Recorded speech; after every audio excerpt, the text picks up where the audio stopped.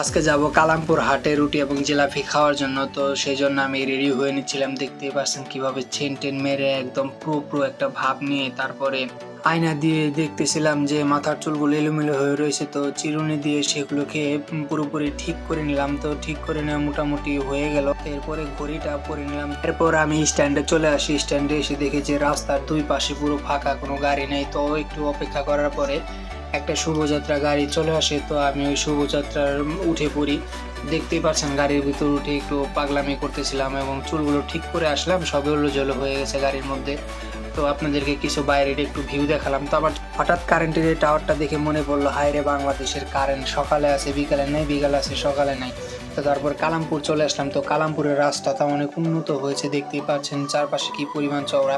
তো অটোওয়ালা মামা আমার ভিডিও করা দেখে ভালো পরিমাণে টানতেছিল। রাস্তাটা অনেক বড় ছিল, তবে অটো এই পরিমাণে। হাটে যাওয়ার আগে আমি কালামপুরে যে জুতার শোরুমে চলে আসি। তো এখানে এসে দেখি যে লোকজনগুলো সবাই কাজ করতেছে, এলোমেলো হয়ে রয়েছে।